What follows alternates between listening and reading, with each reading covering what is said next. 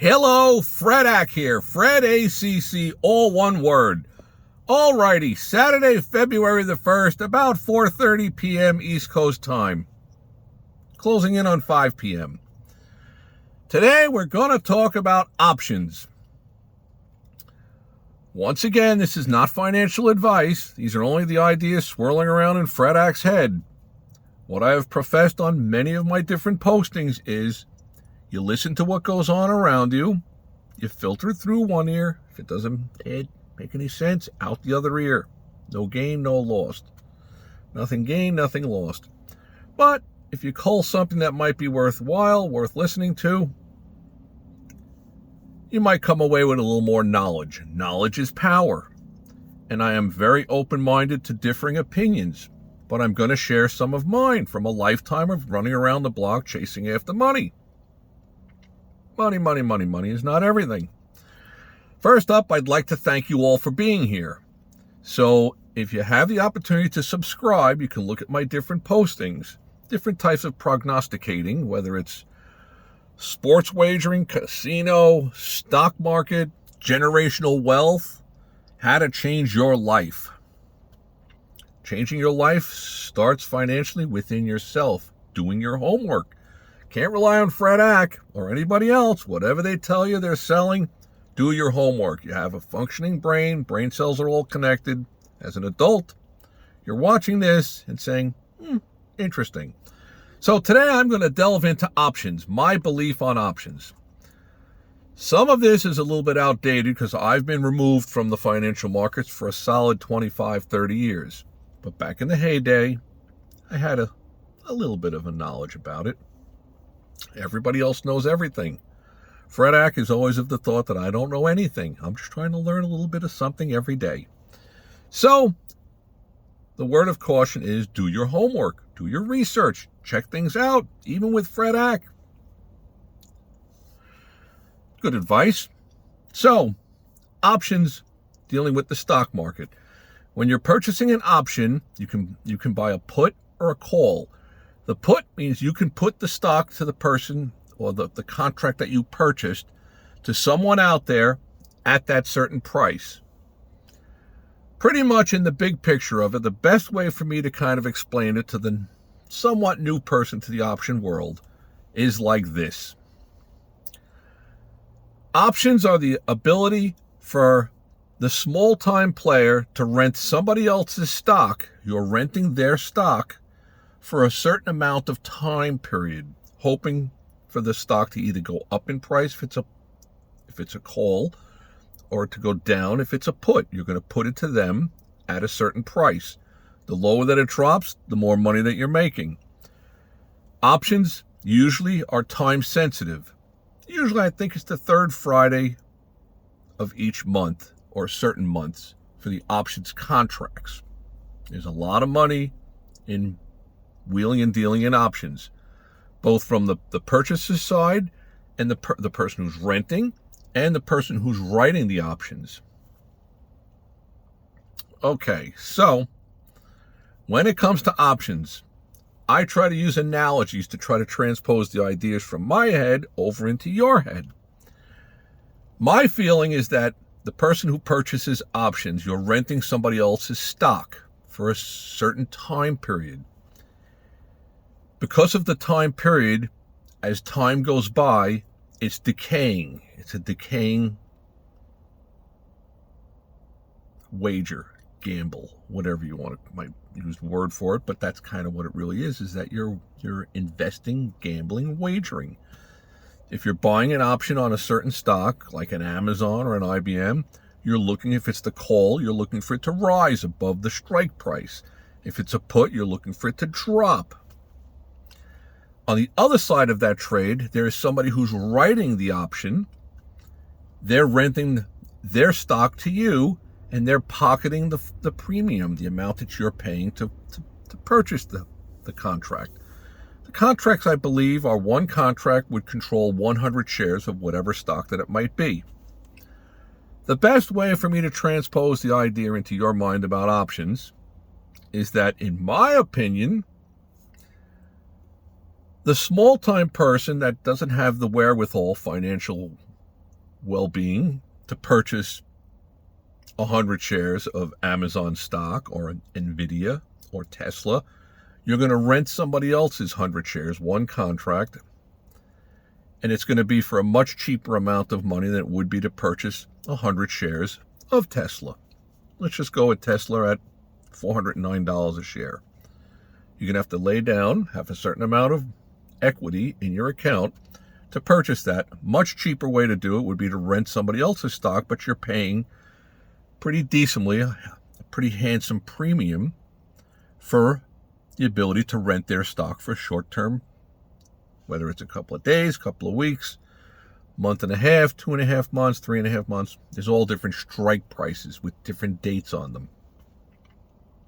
The other interesting thing that I have found about options or anything else is that once people have skin in the game, they tend to start to understand the dynamics very, very quickly. An example, if you and I were overseas in Macau at one of the big casinos, we don't know anything about the games that are there, but there's a game going on and you and I are saying, wow, I don't know what this is all about. What a big crowd over here. Hey, I'm going over there to grab something to drink. Do you want something? Yeah, get me a bottle of beer or a Coca-Cola, bottle of Coca-Cola. Okay, fine. I'll be right back.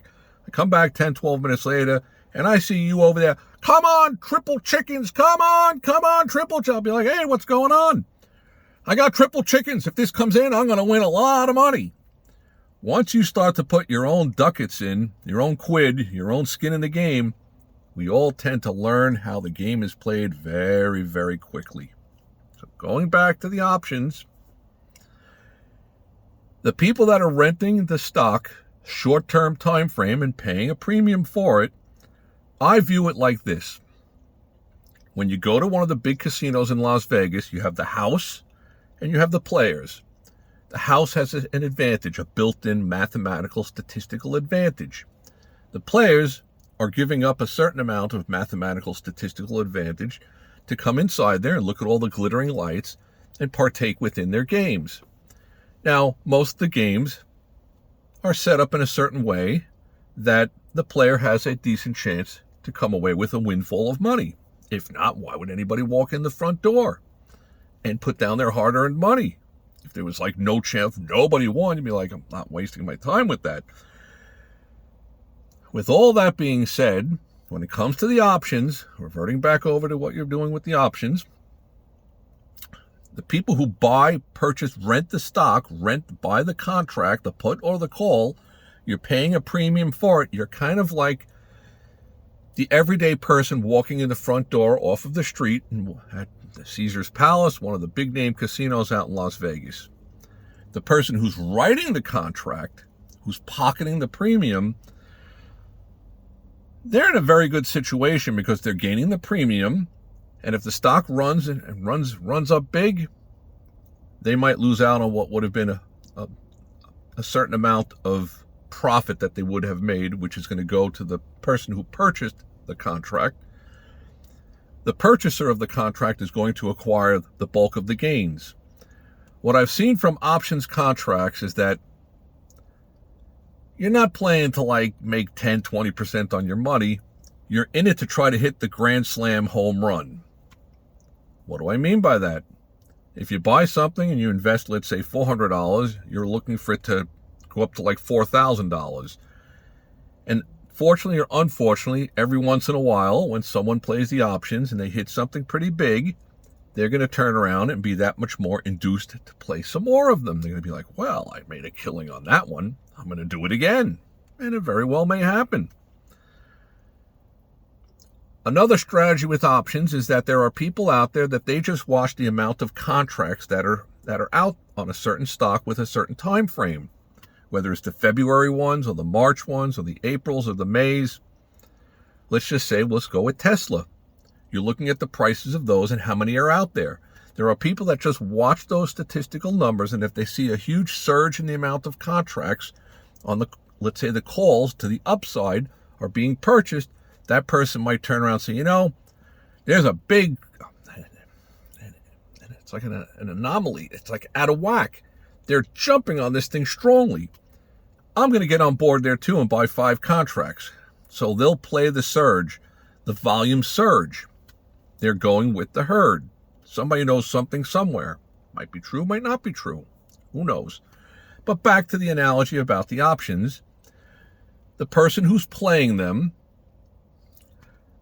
I call it the suckers, because you're giving up a lot to try to go for the grand slam home run. So like a batter in the baseball game, if he's swinging for the home run every time, he's probably going to strike out a lot. On the flip side of that, the person who is writing the option, who's loaning out their stock, who's giving you the contract for it, they're kind of like the house. They're in a statistical mathematical advantage to consistently grind out profits. What I'd heard years ago was that if you had a very sizable portfolio of, let's say, $2 million worth of stocks, and you have 1,000 shares of this, 1,000 shares of this, 1,000 shares of this, if you have 1,000 shares of, let's say, Tesla from years ago, and it's gone up a whole bunch now, and you're very, very happy with it, you'll start writing out 10 contracts of your Tesla stock. You're renting out your 1,000 shares to somebody else. Once in a while, it's going to surge and it's going to rise. But the more volatility, I think they call it the beta. Understandably, the more volatile the stock is, that is going to be usually built into the pricing of the option, whether it's a call to the upside or a put to the downside. If you're buying the put, you're looking for the stock to drop a lot. If it's a volatile stock, those things are going to be built into the pricing to buy and to sell. Also, years ago, and I don't know if it's still like this, I'd have to look into it, but I'm not an option player. I don't believe in them. I think it's a poor investment.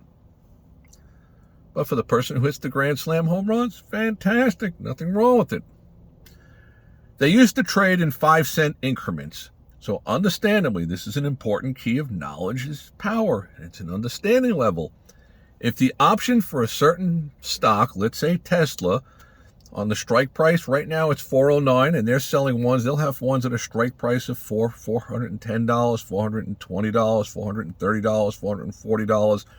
And if it expires on the third Friday of February, the 441, the ones at $440 before you even start to become profitable, are going to be a lot cheaper than the ones that are at $420. That's understandable because it's much closer to that price of $420 compared to $440. So you'll be able to rent that stock a lot cheaper for the 3 weeks roughly of what's out there. And the time decays very quickly. Once you're down to 5 more days and a day goes by, now there's only 4 days. 20% of the time has deteriorated. Something to also understand when you're in options. Whereas when there's still, let's say, 2.5 months on the option that you purchased, when 1 day goes by, it's not that big of a percentage deterioration. If this doesn't make sense, play it on back, watch it again. So it used to be that there was a 5-cent spread on the bid and the offer. So if it's something with an option that's trading at 20 cents by 25 cents, you can purchase it without standing in line or anything. You just buy it at 25 cents and you're done.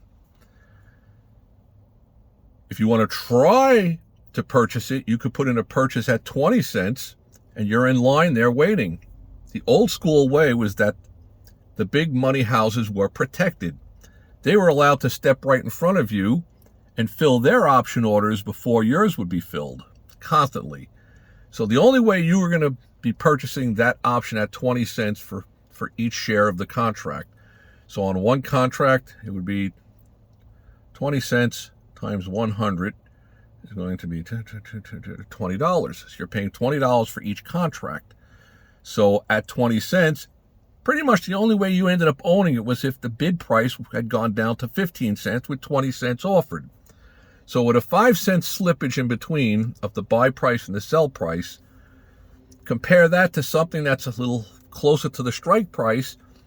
And if the option was trading at $1.85 bidding and $1.90 offered with a 5-cent spread in between, that 5 cents is not as mathematically critical as it is from 20 cents to 25 cents. Think about the mathematics on it, because you're giving up so much on the slippage, on the price to purchase, or if you want to buy at the market at the 25 cents, compared to the other one at $1.90. 5 cents between $1.85 and $1.90, between 5 cents from 20 cents to 25 cents. And years ago, there was stuff on the final day on a Thursday or a Friday morning of that day, and there's people in there dabbling away, gambling away to buy stuff at 5 or 10 cents, but you're giving up a lot. If it's 5 cents bidding and 10 cents off it, and you're going to buy it at 10 cents, it needs to make a little bit of a rumble move to the upside for you to start being profitable. You're probably going to have to buy at the offer and sell to the bid, which to me is a rather large disadvantage. I would equate it to going into the boxing ring with one hand tied behind your back. It's a lot to overcome. So when it comes to the option world, my belief is that the poor man's way to rent some stock that they don't have enough funds for to own it outright is going to be to buy the options. Now, there is one differing situation. In my opinion, knowledge is power, as I've always said. So if you happen to be stopping in at some major office building in New York City and you have access to get to like the 3rd floor, 19th floor, whatever, and you're in the little boys' room, and you're inside there going to the bathroom, and you hear somebody walk in and they're washing their hands, and somebody else comes in and they're like, "Hey, Chucky," and he's like, "Hey, Ernie, what's going on? Hey, how you doing with how's all the accounting going with, I don't know, XYZ stock?" And he says, "Wow, our numbers are going to be phenomenal." And you're sitting there going, "Wow." So, he mentions the name of the company. It could quasi be looked at as inside information. You got to be careful with all that, because if you can't back it up why you got involved with it on a short-term basis and made a tremendous killing, you'll have some answering to do to the SEC. For example, if there's some stock and it's a Wednesday afternoon and you've never bought options, and you empty out your bank account for $4,800 and you purchase all these options that expire this Friday, tomorrow they make this announcement and the stock goes up 7 points, and you've made $400,000 on your $4,800 investment, somebody's going to come knocking on your door. Bump, bump, bump, bump. "Hello, Mr. So-and-so from the SEC.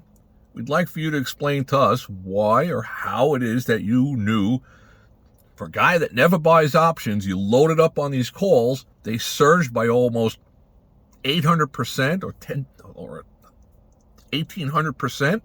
You made a financial killing, and you've never purchased an option in your life." You got a little explaining to do. So I've dabbled around with a lot of different things, but that's kind of my take on options. So I'm going to post this out there. Going to add a lot more stuff to the day trading world. Just food for thought. In one ear, out the other. Any questions or comments that you might have, please toss them out there.